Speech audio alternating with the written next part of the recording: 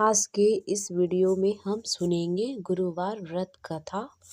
आप सभी पर भगवान श्री हरि की कृपा बनी रहे। आपके परिवार और आप सब पर भगवान श्री हरि की कृपा बनी रहे। तो चलिए सुनते हैं गुरुवार व्रत कथा। प्राचीन समय की बात है। भारत में एक राजा राज करता था। वह बड़ा प्रतापी तथा दानी था। वह नित्य प्रति भक्ति दर्शन के लिए मंदिर में जाता था। वह गरीबों की सहायता किया करता था, परंतु यह सब बातें उसकी रानी को अच्छी नहीं लगती। ना वह व्रत करती और ना किसी को एक भी पैसा दान में देती। वह राजा से ऐसे करने को मना किया करती थी। एक समय की बात है। राजा शिकार खेलने के लिए वन को चले गए थे। घर पर रानी और दासी थी। तब बृहस्पति देव साधु का रूप धारण कर राजा के दरवाजे पर भिक्षा मांगने आए। साधु रूपी बृहस्पति देव ने रानी से भिक्षा मांगे तो वह कहने लगी, हे साधु महाराज, मुझे ऐसे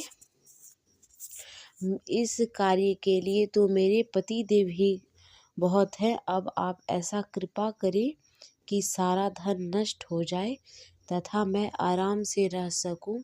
साधु रूपी बृहस्पति देव ने कहा, हे देवी, तुम बड़ी विचित्र हो। पापी भी पुत्र और धन की इच्छा करता है। अगर तुम्हारे पास अधिक धन है तो तुम भूखे मनुष्य को भोजन कराओ, प्यासे को पानी पिलाओ तथा निर्धन की कुंवारी कन्या का विवाह कराओ। साथ ही इस प्रकार के कर्म से तुम्हारे पितृ प्रसन्न होंगे एवं तुम्हें स्वर्ग की प्राप्ति होगी। परंतु रानी की साधु की इन बातों से रानी खुश नहीं हुई। उसने कहा, हे साधु महाराज, मुझे ऐसे धन की आवश्यकता नहीं जिसको मैं अन्य लोगों को दान दूं तथा जिसको रखने और संभालने में ही मेरा सारा समय नष्ट हो जाए। बृहस्पति रूपी साधु ने कहा, हे देवी, यदि तुम्हारी ऐसी ही इच्छा है तो मैं तुम्हें जैसे बताता हूँ तुम वैसे ही करना। 7 बृहस्पतिवार तक ऐसे ही करना। घर को बृहस्पतिवार के दिन घर को गोबर से लीपना, अपने केसों को पीली मिट्टी से धोना, केसों को धोते समय स्नान करना, राजा से कहना वह हजामत करवाए, भोजन में मांस मदिरा, कपड़ा धोबी के यहाँ धुलने देना। इस प्रकार करने 7 बृहस्पतिवार करने से तुम्हारे धन नष्ट हो जाएंगे। साधु के यह बात सुनकर रानी ने तय किया कि वह इस तरह के कार्य करेगी। अगला गुरुवार का दिन आया। तब रानी ने ऐसा काम करना प्रारंभ कर दिया। केवल 3 गुरुवार ही बीते कि सारे धन संपत्तियां नष्ट हो गई। अब तो परिवार दुखी रहने लगे एवं भोजन भी उन्हें नहीं मिलता। तब दुखी होकर राजा अपनी रानी से कहने लगे, हे रानी, मैं यहाँ कोई काम धंधा नहीं कर सकता क्योंकि यहाँ सभी मनुष्य मुझे जानते हैं। मैं अब परदेश जाऊँगा, वहीं कोई काम धंधा करूँगा, शायद हमारे भाग्य बदल जाए। ऐसा कहकर राजा प्रदेश को चला गया। वह वहाँ से जंगल से लकड़ियाँ लाता और किसी शहर में बेचता। इस तरह अपना जीवन व्यतीत करने लगा। इधर राजा के बिना रानी और दासी दुखी रहने लगी। उसे किसी दिन भोजन मिलता अथवा किसी दिन जल पीकर ही रह जाती। ऐसे में रानी और दासी को 7 दिन बिना भोजन के व्यतीत करना पड़ा। तब रानी ने अपनी दासी से कहा, हे दासी, पास ही के नगर में मेरी बहन रहती है। वह बड़ी धनवान है। तू उसके पास जा और कुछ धन मांग कर ले आ, जिससे हमारा कुछ समय के लिए गुजर बसर हो जाएगा। रानी की आज्ञा अनुसार दासी रानी की बहन के घर गई। उस समय वह पूजा कर रही थी। गुरुवार का दिन था। दासी ने रानी की बहन से कहा, हे रानी, मुझे आपकी बहन ने भेजा है, मुझे कुछ धन दे दो। यह बात रानी की दासी ने अनेक बार रानी की बहन से कही, परंतु उसने कोई उत्तर नहीं दिया, क्योंकि वह गुरुवार की कथा सुन रही थी। तब दासी दुखी भी हुई और क्रोध भी आया। वह वापस चली आई और रानी से कहने लगी, हे रानी, आपकी बहन बड़ी ही धनी स्त्री है। वह छोटे लोगों से बात भी नहीं करती है। मैंने उससे कहा तो उसने कोई उत्तर नहीं दिया। मैं वापस चली आई।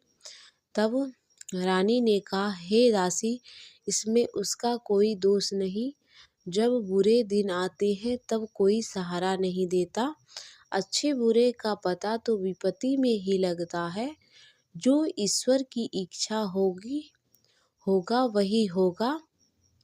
इधर रानी की बहन ने सोचा कि मेरी बहन की दासी आई थी, उससे मैं नहीं बोली, इससे वह दुखी हुई होगी। अतः भगवान विष्णु का पूजन समाप्त कर वह अपने बहन के यहाँ गई। तब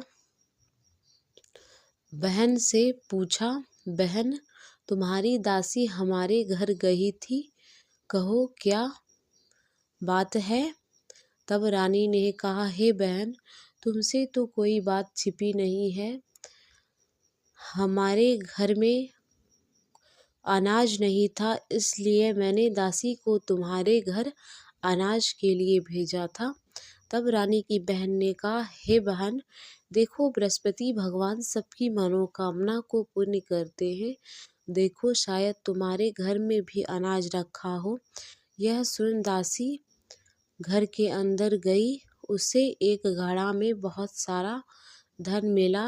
उसे हैरानी भी हुई, क्योंकि उसने एक एक बर्तन देख लिया था। बाहर आकर दासी ने रानी को बताया। तब दासी अपनी रानी से कहने लगी, हे रानी, जब हमें भोजन नहीं मिलता तब हम रोज ही व्रत किया करते हैं। अगर इनसे व्रत की विधि पूछ ली जाए तो हम भी उसे किया करेंगे। दासी की बात मानकर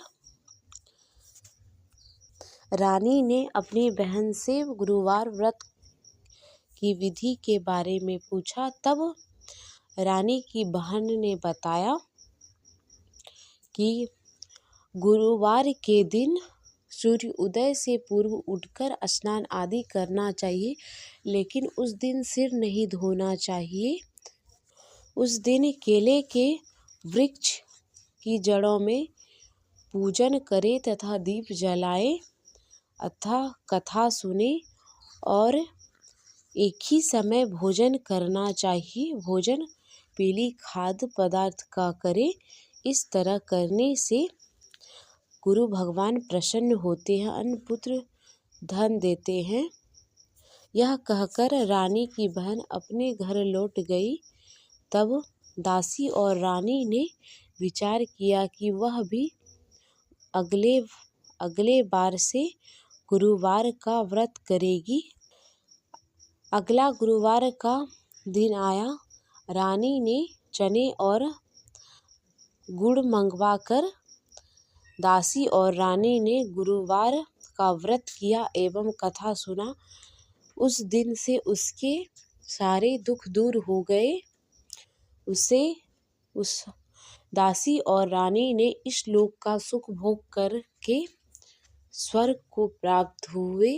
इस प्रकार जो भी मनुष्य गुरुवार का व्रत करता है एवं कथा सुनता है, उसकी सारी मनोकामना होती है पूर्ण, जैसे रानी और दासी की हुई।